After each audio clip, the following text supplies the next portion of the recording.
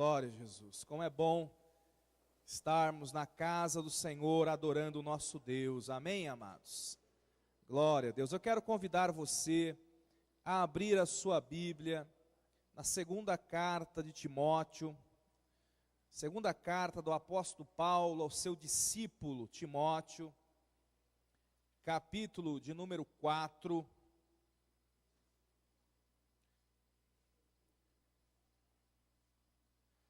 Versículo de número 6, 2 Timóteo 4, 6. Quem achou diz amém. Glória a Deus. Está escrito ali, o apóstolo Paulo, cheio do Espírito Santo, ele escreve: quanto a mim, estou sendo já oferecido por libação, e o tempo da minha partida é chegado. Combati o bom combate, completei a carreira, guardei a fé. Já agora a coroa da justiça me está guardada, a qual o Senhor, reto juiz, me dará naquele dia, e não somente a mim, mas também a todos quantos amam a sua vinda. Amém? Queridos, esse texto, ele foi escrito, segundo alguns estudiosos, mais ou menos 15 dias antes da morte do apóstolo Paulo. Ele estava preso, encarcerado, ele já havia sido julgado ali em Roma, e a morte dele já havia sido decretada. Eu sei que você sabe, o apóstolo Paulo foi morto provavelmente aos 65 anos de idade e cortaram-lhe a cabeça, porque ele era um pregador do evangelho. E ele foi então, ele sabia nesse momento que ele ia ser morto. Ele estava dentro de uma cela, escrevendo para o discípulo dele. Eu fico olhando para esse texto e me perguntando, se fosse nós, presos, né, dentro de uma cela escura, sabendo que iríamos morrer dali a pouco, talvez na semana que vem, e nós tivéssemos que escrever uma carta. Pensa aí um pouquinho, você fosse escrever uma carta para a tua célula, ou você fosse escrever uma carta para o teu discípulo, para a tua discípula, o que é que você escreveria? Que palavras você registraria naquele momento? E aqui, amados, nós vemos claramente a diferença entre aquele que de fato conhece o seu Deus e aquele que não conhece. Porque nós não vemos aqui um Paulo desesperado, nós não vemos aqui um Paulo sem esperança, nós não vemos aqui um líder ali cansado, triste, dizendo o seguinte: olha, Timóteo, não valeu a pena. Olha, Timóteo, eu fiz, e olha o que aconteceu comigo. Agora eu estou preso e eu estou prestes a ser morto. Não, muito pelo contrário.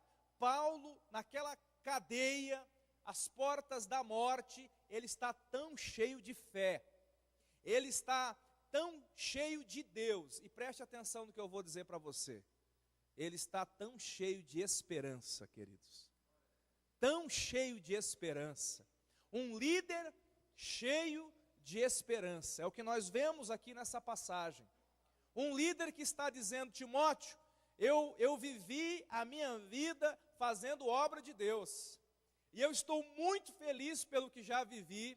No entanto, Timóteo, ainda tem muito para mim. Eu tenho uma esperança maravilhosa. Deus está me dizendo, parafraseando o apóstolo Paulo, que o que eu tenho para experimentar é muito maior do que tudo aquilo que eu já experimentei. Você encontra um homem que está há 15 dias, provavelmente, da sua morte, e ele está falando de futuro. Ele está falando: eu estou esperando o galardão do Senhor, aquilo que Deus tem preparado para mim e para todos quantos amam a sua vinda. O apóstolo Paulo está dizendo: aquilo que Deus tem para mim, Ele também tem para aqueles que têm a mesma esperança que eu tenho. Amados, nós temos que compreender que para fazer a obra de Deus, em primeiro lugar, nós precisamos ser pessoas cheias de esperança. Um líder sem esperança não tem futuro. Um líder sem esperança, ele, ao invés de ser um abençoador, um libertador, ele, infelizmente, vai conduzir os seus liderados para o fracasso. Este homem que nós estamos lendo aqui sobre ele, como eu disse há pouco, ele tinha todos os motivos do mundo para desanimar o Timóteo, se nós olhássemos apenas na ótica humana. Mas ele sabe que ele tem uma missão, e apesar dele estar sofrendo, apesar dele estar, o corpo dele estar encarcerado, mas a boca dele não estava, amém, amados? Há uma outra passagem, ainda na vida do apóstolo Paulo, que me chama muito a atenção. A primeira vez que ele foi preso, diz a palavra que ele ficou encarcerado ali, e naquele primeiro encarceramento ele ficava preso a um soldado, um pretoriano. E ele escreve uma das cartas para uma determinada igreja, e ele diz assim: eu estou preso, mas a palavra do Senhor não está, ela corre velozmente. Eu quero que você imagine isso comigo. Imagine, o apóstolo missionário não podia sair para pregar, Marcão, mas todos os dias de manhã, um soldado romano era acorrentado a ele. Você imaginou? Um cara acorrentado ao apóstolo Paulo o dia inteiro. Paulo estava acorrentado, mas não estava amordaçado. Você começa a imaginar, no final do dia, aquele soldado ali, recebendo Jesus com a mão no coração. Você começa a imaginar, todo dia um soldado diferente. Olha o que acontecia. E o apóstolo Paulo diz: eu estou preso, mas a palavra do Senhor não está. Preste atenção, amados. Nós podemos até estar presos em algumas situações da nossa vida. Talvez nessa noite, você se encontre preso, amarrado, limitado, em alguma situação da tua vida. Mas como líderes, nós temos que compreender que a palavra de Deus e o poder de Deus em nossas vidas não está atado. Amém, amados? Há poder de Deus na tua vida, a unção de Deus no teu coração, a palavra de Deus na tua boca, ainda que as circunstâncias sejam adversas, mas as circunstâncias não podem tomar o nosso coração. A cadeia não prendeu o coração do apóstolo Paulo. As tuas lutas, as minhas lutas, elas não podem conquistar o nosso coração, queridos. Nós estamos aqui, nesta terra, para influenciar e não para sermos influenciados. Amém, amados? Agora preste atenção. O apóstolo Paulo faz uma declaração aqui que me chamou demais a atenção. Você conhece, versículo 7. Ele diz assim: eu combati o bom combate e eu completei a carreira. O apóstolo Paulo está dizendo que o chamado, que o ministério e que a liderança cristã podem ser comparados a uma carreira. Aqui a palavra carreira se refere a uma corrida longa, a uma maratona. E ele está dizendo: olha, eu estou correndo há muitos anos, e finalmente chegou o dia de terminar essa carreira. E nós temos que compreender, amados, que a obra de Deus, de fato, tem gente que pensa assim, que fazer a obra de Deus é aquela corrida de 100 metros. Não sei se você já assistiu corrida de 100 metros. É explosão, né? A pessoa se prepara com tudo, agora vai. E quando dá o sinal, ele sai correndo com tudo, ele dá aquela explosão, ele corre 100 metros e acabou. Mas o apóstolo Paulo está dizendo que o ministério não é assim. Ele está dizendo que o ministério ele está mais comparado a uma maratona, que você corre quilômetros e quilômetros e quilômetros, e que, portanto, a velocidade não é tão importante. A resistência é mais importante que a velocidade. Você pode falar isso para quem está do seu lado?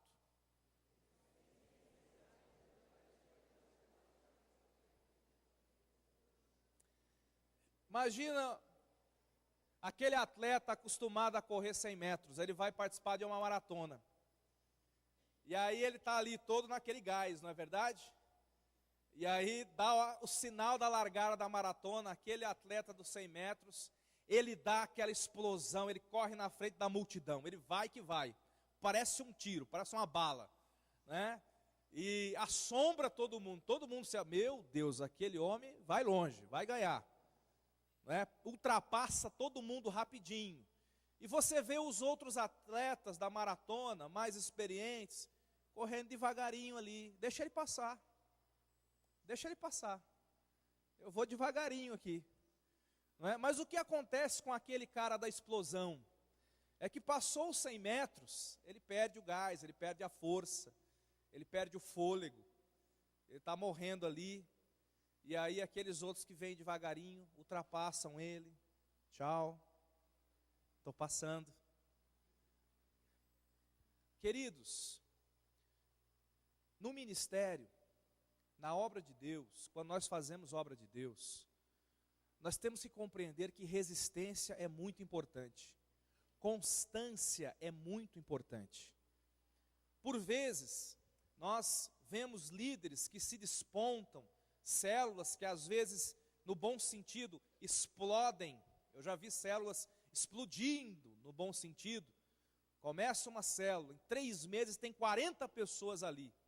E isso é um espanto, e muita gente fala, meu Deus do céu. E às vezes o líder de célula ali do lado está 1 ano, 2 anos trabalhando, e a célula está 8, 10 pessoas. E ele vê aquela outra explodindo. Mas, quando nós olhamos o filme, quando nós olhamos o depois, aquela célula que aparentemente explodiu, cresceu demais, depois aquele líder não consegue cuidar de todo mundo. E aí ele vai perdendo um, vai perdendo o outro. Quantos já viram isso por aí, ou será que só eu que vi? Você já viu isso por aí? Eu já vi. Ao passo que aquela outra célula, que ganha uma pessoa agora e cuida bem, daqui a 3, 4 meses, talvez 1 ano, ganha mais uma pessoa e cuida, bem cuidado, essa célula vai mais longe. Essa célula vai crescer mais do que aquela outra. Quantas pessoas têm essa explosão no ministério, aí chegam lá no ministério infantil e falam assim, Eduardo, Eliana, quero dar aula no ministério infantil, a unção está comigo, estou aqui preparado, né? E vai bem no primeiro mês, vai bem no segundo mês, e aí daqui a pouco passa aquela explosão, passa aquele gás, e a pessoa começa a desanimar. Talvez você já tenha pego gente assim na tua célula, gente que chega e fala assim, eu quero ajudar, eu quero liderar, eu quero visitar, e aí a pessoa começa bem, e de repente ela vai diminuindo o ritmo. Preste atenção, amados, os vencedores na palavra de Deus, são aqueles que persistiram. Vencedores são aqueles que perseveraram, até na fé. Jesus disse assim, que até para ser salvo, é necessário perseverança. Ele disse, aquele que perseverar até o fim, será salvo. Até para ser salvo, é necessário perseverança, é necessário constância. O apóstolo Paulo está dizendo, irmãos, o meu ministério não foi um momento, o meu ministério foi uma carreira. Eu passei por muitos momentos, mas em todo o tempo eu corri. Em todo o tempo eu estava lá, avançando um pouquinho hoje, avançando um pouquinho amanhã. Quantas pessoas na sua vida devocional com Deus vivem de explosões?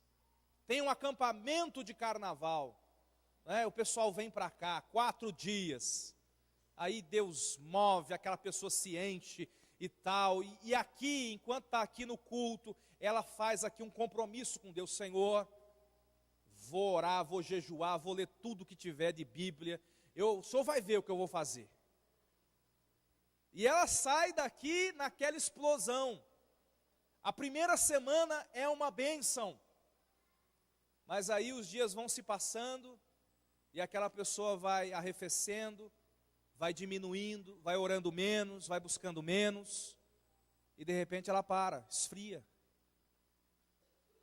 É melhor aquele que saiu daqui com uma postura realista, dizendo, Senhor, olha, talvez na minha vida o Senhor não vai ver grandes explosões, mas eu te garanto uma coisa, eu vou ser constante na tua presença. Talvez no meu ministério, o Senhor não vai ver grandes explosões, mas eu vou ser constante no compromisso, na fidelidade diante do Senhor. Nós temos que buscar, queridos, esta constância nas nossas vidas e também no nosso ministério. Quantas pessoas que depois de uma conferência de célula me procuram, eu até vejo e falam e testemunham, pastor, eu entendi o discipulado. Agora eu vou abrir minha alma para o meu discipulador. Eu vou me virar do avesso, eu vou andar com ele, eu vou aprender, eu vou lá, eu vou colar. E aí os dias vão passando, e aquilo vai se perdendo, e a pessoa não consegue manter a constância na presença de Deus. O apóstolo Judas, ele escreve na sua carta que existem líderes que parecem estrelas cadentes. Você já ouviu falar do líder estrela cadente? Que é uma estrela cadente? É aquilo que sobe no céu, que brilha muito, que chama a atenção, que todo mundo vê, mas que tão rápido quanto sobe, cai. Tem gente que é assim. Mas não é esta a vontade de Deus para a minha vida, para a tua vida. A vontade de Deus para nós é que possamos ser constantes no ministério. Amém, amados? Diga para quem está do seu lado, seja constante.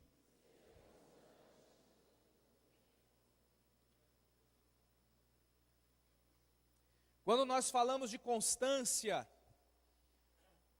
um dos fatores que nós também temos que pensar, amados, é o fator tempo. Chamado tem um tempo determinado. Frutificação tem um tempo determinado.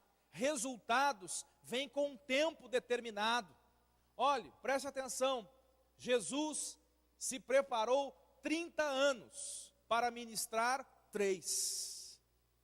Hoje tem pessoas querendo se preparar 3 para ministrar 30. Há muitas pessoas que não sabem esperar o tempo de Deus para a sua vida. Elas até podem ter um chamado, eu creio que tem. Na verdade, eu quero dizer aqui para os irmãos, eu creio que todo cristão tem um chamado. E eu tenho uma base bíblica para isso. O apóstolo Paulo também diz, a palavra de Deus diz, que nós fomos salvos e chamados. Ele fala, aquele que nos salvou e chamou para uma soberana vocação. Diga, eu sou salvo e eu sou chamado. Então eu creio, amado, que todo cristão tem um chamado, pelo menos para pregar o evangelho. Pelo menos um ministério você já tem de saída quando você aceita Jesus. Recebeu Jesus, se tornou nova criatura, a Bíblia diz que todos nós já ganhamos um ministério chamado o Ministério da Reconciliação. Eu estou nessa terra para reconciliar as pessoas com Deus. Amém, amados? Diga assim, eu já tenho um ministério. Agora, é claro que além disso, Deus tem dons específicos, chamados específicos para cada um de nós. Deus tem um lugar para você no corpo de Cristo. Amém, amados? Só que muitas pessoas, elas não conseguem discernir o tempo do chamado de Deus. Talvez se fossem Jesus, elas começassem o ministério com 15 anos. Porque afinal eu sou Jesus, ué. A gente escuta isso. Pastor, por que as coisas não estão acontecendo? Eu quero que aconteça. Meu filho, pergunta para Deus. Fala com Ele. E aproveita e pergunta porque Ele esperou 30 anos para usar Jesus. Você sabe esperar? Nós olhamos a vida dos homens de Deus, o Eliseu, um profeta cheio do poder, cheio da unção, com uma porção dobrada da unção do Elias. Mas a gente não lê, ou finge que não lê, que Eliseu ficou 20 anos servindo Elias. A Bíblia diz, lavando os pés de Elias. Ah, pastor, lavar o pé de Elias eu não quero, não. Eu só quero fazer machado flutuar, eu quero fazer multiplicar azeite, eu quero ressuscitar morto. Mas lavar pé de Elias eu não quero, não. Pois é, meu amado, mas se ele não tivesse lavado os pés de Elias 20 anos antes, o que significa servir nos bastidores, o que significa ser fiel no pouco, Deus não teria colocado ele sobre o muito. Nós precisamos aprender a esperar o nosso tempo, amém, queridos? A Bíblia fala de Josué, um homem que conquistou aqueles 31 reinos, 7 nações, ele conquistou a terra prometida, junto com o povo de Israel. E muitas vezes nós queremos aquela unção de conquista de Josué. Meu Deus, eu quero, onde eu colocar a planta do meu pé, vai ser meu, aleluia. Mas a Bíblia diz que Josué passou pelo menos 40 anos servindo a Moisés como um bom discípulo, 40 anos servindo ao Senhor na tenda, em oração, como um homem fiel, servindo no pouco, para depois ser colocado sobre o muito. Você sabe esperar? Você sabe esperar o tempo de Deus para a tua vida, querido? Nós temos que compreender também que até o fruto não é instantâneo, aliás, desconfie, como eu disse agora há pouco. Às vezes você está lá com a tua célula, trabalhando ali na obra de Deus há tanto tempo e parece que a coisa não acontece. Mas amado, não desespere, não se desespere, pelo contrário, tenha esperança, porque no tempo certo a frutificação virá. No tempo certo, no tempo de Deus, não despreze aquilo que você está fazendo para o Senhor. Não despreze, talvez você chega na célula, aí tem 2 pessoas lá. Tem 2 pessoas só para você ministrar. Tem gente que fala assim, ah, Senhor, só 2. Não vou pregar hoje. Eu já vi líder que fez o seguinte, chegou na célula, só tinha 2. Aí ele falou, gente, a coisa está tão feia que eu não vou ministrar. Nós vamos orar, ficar 1 hora clamando, pedindo misericórdia. Agora, sabe o que esse líder está fazendo? Ele está desprezando o corpo de Cristo. Se você um dia chegar na tua célula e só tiver um filho de Deus ali, compreenda, aquele filho de Deus é corpo de Cristo. Toda pessoa é relevante para Deus. Pode não ser para nós, aqueles que gostam de olhar números, mas se nós tivermos entendimento espiritual, nós vamos compreender que cada um é importante para Deus. Se tiver um só, ministra, como se fosse uma multidão de 2.000, porque aquilo é o corpo de Cristo, é a igreja do Senhor. Você sabia que nós estamos aqui edificando a única coisa nessa terra que vai ser eterna, a igreja do Senhor? Nem a terra vai ser eterna, mas aquilo que você e eu, aquilo que nós estamos fazendo, que é edificar a igreja é a única coisa eterna dessa terra. Nada mais vai permanecer, a não ser os nossos frutos. Como é que nós podemos desprezar isso, irmãos? Não podemos. Não despreze. Não despreze. Talvez você diga assim, pastor, eu só tenho um discípulo. Não despreze. Seja fiel no pouco. Corra a carreira. Amém, amados? Não se compare com os outros. Quantas das vezes o que tem trazido desânimo para o coração de alguns líderes é comparar-se com outros. Eu lembro de um líder de célula, há uns 2 anos atrás, que ele me procurou, e ele falou assim, puxa pastor, eu estou até com vergonha do meu relatório de célula. Falei, mas por quê? Ele falou, porque eu estava do lado de um outro líder, e o meu relatório de célula é eu e mais 4. E o outro líder, ele puxou o relatório e tinha 2 folhas. E eu olhei frente e verso, eu falei, meu Deus, eu até escondi o meu relatório ali, né, eu fiquei com vergonha. E eu falei, meu irmão, não tenha vergonha disso, pelo amor de Deus. Entenda, meu amado, nós não podemos medir a obra por quantidade. Supere essa mentalidade. Preste atenção. Uma célula, diga assim para quem está do seu lado: tamanho não é força. Você sabia disso? Sabia que tamanho não é força? Às vezes a célula é grande, tem muita gente ali, mas ela não é forte e nem é de Deus. Quantas vezes as pessoas estão se reunindo ali, vão por outro motivo, mas não por Deus. Nós não podemos nos enganar. Imagine o seguinte, olha que legal, né? Imagine que você só tem uma célula, com 4 pessoas. Mas imagine que nessa célula lá, você tem só 4, mas um é o Billy Graham, o outro é o Benny Hinn, e o outro é Paul Yang Cho. E você? Alguém vai falar: nossa, que célula michuruca. Michuruca, é? A força da nossa célula não é a quantidade das pessoas, é o nível de compromisso com Deus, é o nível de fidelidade a Deus, é o nível de atração da presença de Deus naquele lugar. Isso que é importante, amados. Então, tome cuidado com isso. Aí você começa a se comparar com a outra célula, ou você começa a dar ouvidos para o que falam por aí. Tem gente que vai fazer a obra movido por elogios, não é? Se não me elogiar, eu não vou fazer a obra de Deus. Ou, se me criticar, eu paro de fazer a obra de Deus. E sabe, amados, nós não podemos dar ouvidos a essas coisas. Jesus, ele entrou em Jerusalém e havia uma grande multidão. E a multidão gritava assim: Hosana, Hosana nas alturas. Poucos dias depois, aquela mesma multidão gritava: crucifica-o.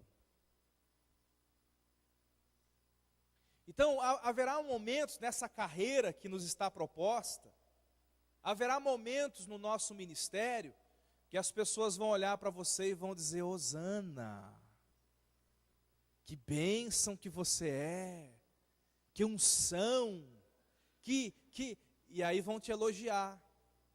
E sabe, amados, nós não podemos deixar o elogio tomar conta do nosso coração, nem fazermos a obra por elogio. O elogio pode vir, mas não deixe aquilo entrar dentro de você. Amém, queridos?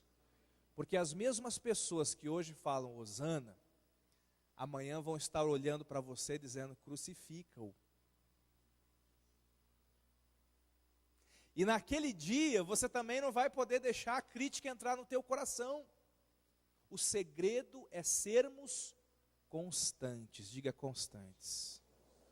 Pastor, como é que eu posso ser constante? Pastor, eu acho tão difícil. Como é que eu posso me manter constante na minha vida com Deus, no meu ministério, no meu caminhar? Como é que eu posso me manter constante nas minhas decisões, naquilo que eu falo? O segredo, querido, é você compreender que Jesus habita o nosso interior.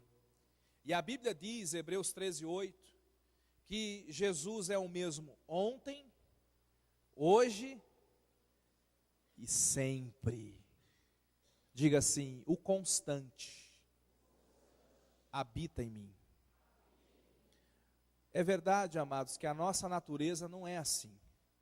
A nossa natureza quer desistir, a nossa natureza quer entristecer, a nossa natureza quer parar, mas todas as vezes que você se sentir abalado por dentro, olhe para Jesus. Olhe para Jesus. Deixa que o poder, que o caráter, que a unção, que a presença do Senhor Jesus te sustente. Sabe, é você olhar para o Senhor e falar: Jesus, hoje eu estou abalado. Hoje eu preciso que a tua presença me mantenha de pé. Que a tua presença me sustente. Que o Senhor me segure. E quando nós fazemos isso, amado, a palavra de Deus, ela nos deixa perceber que o segredo de Paulo, o segredo dos homens, não eram eles. mas era a presença de Deus na vida deles. Esse tem que ser também o nosso segredo. A presença de Deus nas nossas vidas. Dependermos do Senhor. Sabe, quando você pensa que está no fim, Deus é especialista em transformar o fim em começo. Amém, amados? Deus é especialista nisso. Um certo momento, um profeta chamado Elias tinha feito tanta coisa para Deus, tinha feito cair fogo do céu, tinha orado e deu uma seca de 3 anos e meio, ele orou e choveu, ele tinha feito tanta coisa, e aí ele recebe uma ameaça, depois de fazer fogo cair do céu, depois de fazer chover fogo, chover água, ele ainda recebe uma ameaça, aí ele desanimou, e a primeira coisa que uma pessoa faz quando desanima, ele largou os discípulos, e aí ele foi para o deserto procurar uma caverna para entrar dentro. E aí quando ele entra naquela caverna achando que tinha acabado, ele ora e fala: Deus, acabou aqui o meu ministério. Aí Deus aparece para ele lá, conversa com ele, fala: Elias, você não está entendendo, não é o fim, é só o começo. Você ainda vai ungir 2 reis e um profeta, que me desculpe, Elias, vai ter o dobro de unção de você. Fala para quem está do seu lado, o teu fim é o começo para Deus. Amém, amados? Um outro homem, servo de Deus, foi levado cativo para a Babilônia, e ali ele jovem começou a crescer, e Deus deu muita graça para ele, ele foi galgando muitos postos naquele governo, e de repente ele se transformou num dos governadores mais influentes daquele império. E ele fez tantas coisas, ele serviu a Deus com tanta constância, com tanta fidelidade, mas um dia fizeram uma lei lá para tentar pegá-lo, e ele acabou sendo lançado na cova dos leões. Eu acredito que ele foi caindo naquele poço pensando: Senhor, é isso aí, foi bom, valeu, é o fim. Mas a Bíblia diz que o Senhor estava ali com Daniel. A Bíblia diz que o Senhor fechou a boca do leão. A Bíblia diz que ele foi livrado naquele lugar, querido. O rei e aqueles homens que colocaram Daniel ali, eles tiveram que admitir e reconhecer que só o Senhor é Deus. E Daniel saiu de lá e ainda governou por muitos e muitos anos, e ainda viveu uma transição de impérios. O império caiu, veio outro, e ele não foi tirado, ele continuou firme, porque aquilo que para ele parecia o fim, na verdade para Deus era só o começo. É assim também nas nossas vidas.